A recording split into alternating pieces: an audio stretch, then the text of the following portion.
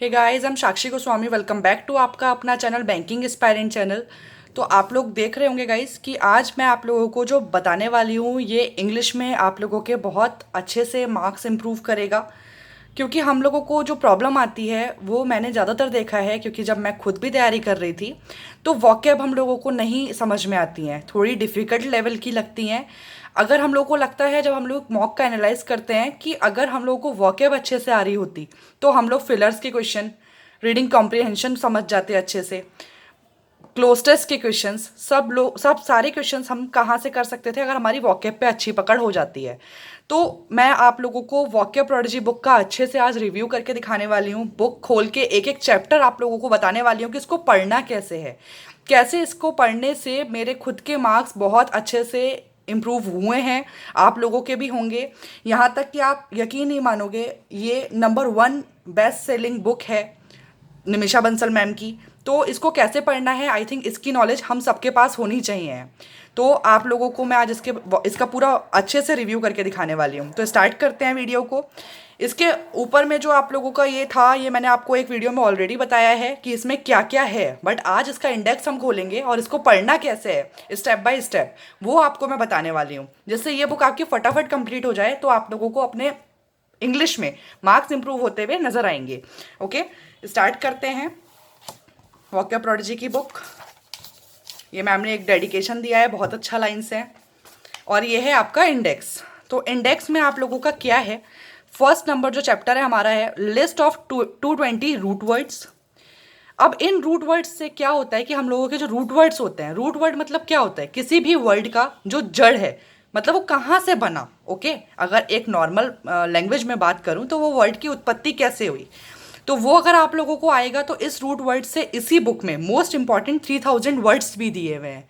तो 2 टॉपिक तो आपके एक ही टॉपिक से क्लियर हो रहा है आई थिंक। ओके, नेक्स्ट क्या है, most important vocabulary from the Hindu editorial. अब द हिंदू का जो एडिटोरियल आता है, जैसा कि आप लोग जानते हैं, तो ये क्या होता है कि एग्जाम में जब हमारा आता है तो इसी के हम लोगों को रीडिंग कॉम्प्रिहेंशन देखने के लिए मिल जाता है, क्लोज टेस्ट देखने के लिए मिल जाता है। तो उसमें जो वॉकैब्स यूज हुई होती हैं उस पर अगर हमारी पकड़ हो जाएगी तो आई थिंक हमें उसे समझने में ज़्यादा प्रॉब्लम नहीं आएगी। ओके, नेक्स्ट है आपका most commonly use confusing word. अब कन्फ्यूजिंग वर्ड क्या होते हैं, कन्फ्यूजिंग वर्ड होते हैं जो दो सिमिलर साउंड कर रहे होते हैं, लाइक प्रैक्टिस प्रैक्टिस। ओके, तो अब इसमें क्या डिफरेंस है। ओके, तो ये हम लोगों को इसमें समझना है। ये यहाँ पर आपके दिए हुए हैं। वन वर्ड सब्सटीट्यूशन, ये आपको इसमें दिया हुआ है। Most important spelling error question, spelling error के क्वेश्चंस दे रखे हैं गाइस आपके बैंक के एग्जाम में, एसएससी के एग्जाम में, रेलवे के एग्जाम में, कैट वेट में भी आप लोगों को देखने के लिए मिलता है। फॉरेन वर्ड्स दिए हैं, most important question based on previous year. सबसे बड़ी बात है कि प्रीवियस ईयर्स के क्वेश्चंस दिए हुए हैं, तो आपको क्या होता है कि प्रैक्टिस अच्छी हो जाती है। जब आप लोग इतना कर चुके होते हैं और फिर प्रीवियस ईयर के क्वेश्चंस करते हैं तो आपको पता चलता है कि हाँ, हम लोगों की अब पकड़ बन चुकी है। आपको क्या है, प्रैक्टिस सेट दिए हुए हैं, ये प्रैक्टिस सेट हैं सारे। फिर आपको ईडियम्स एंड फ्रेजेस भी मिलेंगी। ईडियम एंड फ्रेजेस आप लोग बहुत पूछते हैं मैम कहाँ से करें, इंपॉर्टेंट जो एग्जाम में आती है।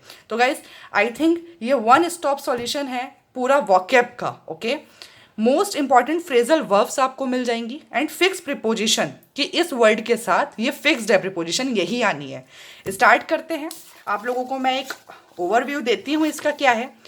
List of 220 root words. अब आप यहाँ पर देख रहे होंगे ACR। अब इसका जिस जिस इस वर्ड से जो जो आपका यूज हुआ है, जैसे मान लीजिए कि ACR का मीनिंग क्या होता है। ओके, तो ये यहाँ पर आपको दिया है। सेम इस पूरे आपके ये रूट वर्ड्स है 220।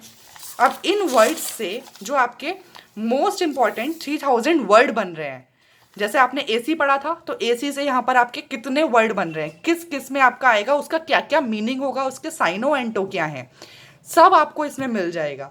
तो आई थिंक आप इसकी प्रैक्टिस कर जाते हो तो बहुत सारे वर्ड तो आपके यहीं से क्लियर हो जाएंगे। नेक्स्ट चैप्टर की बात करते हैं। नेक्स्ट चैप्टर की साइड में बढ़ती हूँ। जितना आपको मैं दिखा सकती हूँ इस बुक का रिव्यू में, आपको मैं दिखाती हूँ कि क्यों इम्पॉर्टेंट है सबको करना, क्यों हमें एग्जाम से पहले इस पर प्रैक्टिस होनी चाहिए, जिससे हम लोगों को एटलीस्ट वॉकैब में प्रॉब्लम नहीं आने वाली है। अब आते हैं आपका इस पे। नेक्स्ट थर्ड चैप्टर है आपका most important vocabulary from the Hindu editorial. Guys इसके तो मैंने भी क्वेश्चन आप लोगों को कराने स्टार्ट किए हैं। इसके क्वेश्चंस आप लोग देख सकते हैं, मैंने अपने तरीके से थोड़ा सा पढ़ाया है मैम की बुक से, बहुत हेल्प हुई है आप लोगों को उससे। तो गाइज ये क्या है कि एडिटोरियल के से लिए हुए वर्ड्स हैं जो आपके फ्रिक्वेंट एग्जाम में देखने के लिए मिलते हैं, फ्रिक्वेंटली आप लोगों को मिलेंगे एग्जाम में देखने के लिए। तो आप लोगों को उस पर प्रैक्टिस अगर हो जाएगी, जो आप लोगों को हमेशा देखने के लिए मिलते हैं, तो आई थिंक प्रॉब्लम नहीं आती है हम लोगों को। नेक्स्ट चैप्टर पे बढ़ते हैं। नेक्स्ट चैप्टर में आप लोगों को क्या कराया है, आपको मैं इंडेक्स खोल के इंडेक्स से कर चली जाती हूँ, ज़्यादा इजी रहेगा, जैसे आप लोग का टाइम भी वेस्ट ना होगा। इस 88 पेज नंबर पे हम लोग को जाना है। ओके, अब 88, अब यहाँ पर क्या है, most commonly used confusing word. अब वो क्या होते हैं, जैसे कि आप यहाँ देख रहे होंगे, among, amongst, among, between, assure, ensure, ensure. ठीक है, तो ये इनका बहुत सारे वर्ड ऐसे होते हैं जिनका प्रोनाउंसिएशन सेम होता है लेकिन मीनिंग अलग होते हैं। तो ये हमारी कहाँ, हमें इसकी पकड़ क्यों होनी चाहिए, क्योंकि हमारे जो एरर्स के क्वेश्चन आते हैं वो इसी टाइप के दिए जाते हैं, इसलिए उसमें मिस्टेक होती है, क्योंकि हम लोगों को लग रहा होता है कि एश्योर ही आएगा, बट अश्योर और इंश्योर में क्या डिफरेंस है वो आपको इस बुक को पढ़ने से आई थिंक अच्छे से क्लियर हो जाएगा गाइस। तो आपको क्यों ये वर्ड्स करने हैं, क्यों ये बुक करनी है, आप लोग को आई थिंक समझ में आ रहा होगा मेरा कहने का मेन मोटिव कि आप लोग को ये बुक देखनी है। अब आपका नेक्स्ट है 110 पेज नंबर पर, जो कि है आपका वन वर्ड सब्सटीट्यूशन। ओके, अब वन वर्ड सब्सटीट्यूशन आपका ये एसएससी के एग्जाम में, रेलवे के एग्जाम में, मतलब ये देखने के लिए मिलता ही मिलता है। अब इसमें क्या है कि जो most important one word substitutions हैं वो लिए हुए हैं, आप लोग यहाँ पे देख भी रहे होंगे कि previous year one word substitutions जो आपके ऑलरेडी आए हैं एग्जाम में, वो तक देखने के लिए इसमें मिल रहे हैं आप लोगों को गाइस। तो प्रैक्टिस के लिए आई थिंक ये मोर देन इनफ है कि आप लोगों को प्रीवियस ईयर, आप लोग पूछते रहते हैं कि मैम कहाँ से करें, तो प्रीवियस ईयर के भी आपको इसमें देखने के लिए मिल रहे हैं एक ही बुक में। नेक्स्ट जाते हैं हम लोग स्पेलिंग एरर्स के क्वेश्चन पे। स्पेलिंग एरर के क्वेश्चन है आपका 139 पेज नंबर पर। अब ये आप लोगों का क्या आप पूछेंगे बैंक में आता है, तो गाइस डेफिनेटली अब आपको देखने के लिए मिल रहे हैं स्पेलिंग एरर्स के क्वेश्चन। ये आपका बैंक में, एसएससी में, रेलवेज, कहीं भी आपके स्पेलिंग के क्वेश्चंस आते हैं। क्या होता है कि सेम स्पेलिंग लिखी होती है बट ठीक कौन सी है वो आपको प्रैक्टिस होनी चाहिए। अब वो प्रैक्टिस हम लोगों को आई थिंक इसमें काफ़ी सारे क्वेश्चंस दिए हुए हैं आपको प्रैक्टिस के लिए, बहुत सारे क्वेश्चंस है गाइस, इतने कर लोगे आप लोगों की खुद पकड़ बन जाएगी चीज़ों पे। फिर अब ये क्या है, फॉरेन वर्ड्स, क्या इनका यूज़ होता है गाइस? बिल्कुल होता है। तो इसमें कौन से फॉरेन वर्ड्स लिए हुए हैं जो हम लोगों के रीडिंग कॉम्प्रिहेंशन में, क्लोज टेस्ट में फ्रिक्वेंटली देखने के लिए मिलते हैं। हमेशा एग्जाम में आप लोगों को कुछ ना कुछ ऐसे वर्ड्स होते हैं, जैसे एला कार्टे, ये आप लोग को देखने के लिए मिलता है। ये आप लोग जाते होंगे कभी रेस्टोरेंट वगैरह, तो वहाँ पे खाने देखते होंगे, तो जो मेन्यू कार्ड रहता है उसमें भी ऊपर में लिखा होता है एला कार्टे। इसका मतलब क्या होता है, फ्रॉम द मेन्यू। ओके, तो ये फॉरेन वर्ड्स हैं, इनका यूज़ होता है। अगर आपको इन पर पकड़ नहीं है गाइस, तो बहुत सारी चीज़ों में आप लोग को लगेगा कि यार कौन सा वर्ड लिखा है, इसका क्या मीनिंग है, और हो सकता है इसका मीनिंग आप लोग को पता होता तो आप लोग अच्छा कर पाते। ओके, तो ये आपके foreign words, important foreign words हैं। नेक्स्ट आ गए most important questions based on previous years, जो प्रीवियस ईयर में आपके देखने के लिए मिले हैं क्वेश्चंस, तो उस पर, जिसमें आप लोगों को आई थिंक इतना करने के बाद से दूसरा कुछ करने की नीड नहीं है। उसके अलावा मैं आप लोगों को सिर्फ इतना बोलती हूँ कि डेली आप लोग जो एडिटोरियल पढ़ते हैं, जो आप मैं आपको बताती हूँ कि आर्टिकल जो पढ़ रहे हो, उसमें जो आप लोगों को लगे कि हाँ ये इंपॉर्टेंट वर्ड है, ये टफ वर्ड है, हमें नहीं समझ में आ रहा है, आपको सिर्फ वो करने की ज़रूरत है। उसके बाद मैंने आपको दिखाया कि प्रैक्टिस सेट्स काफ़ी दे रखे हैं मैम ने। प्रैक्टिस सेट्स के बाद आपका जो आता है इडियम एंड फ्रेजेस, आपका आ गया ये 237 पेज नंबर पर। जैसे कि मैं आप लोगों को थोड़े प्रैक्टिस सेट्स भी दिखा दूँ, जिससे आप लोगों को हेल्प हो जाएगी कि हाँ मैं आपको क्या बताना चाह रही हूँ, क्योंकि पूरी बुक का रिव्यू है तो आप लोगों को पता होना चाहिए। गाइस देखो प्रैक्टिस सेट्स हैं इसमें, प्रैक्टिस सेट 1 to 10, सेट 2 हो गया। ओके, तो अब आते हैं हम लोग ईडियम फ्रेजेस की साइड। ईडियम फ्रेजेस क्यों? क्योंकि ये भी आपके एग्जाम में देखने के लिए मिलती हैं, तो आपको अगर इन पर पकड़ होगी अच्छे से तो आई थिंक एग्जाम में आप लोग को प्रॉब्लम नहीं होगी। मेरे कहने का मतलब यही है कि आप लोगों को इसको कैसे करना है, इस पर हम बात करने वाले हैं। इसमें क्या क्या है ये मैंने आप लोगों को दिखा दिया।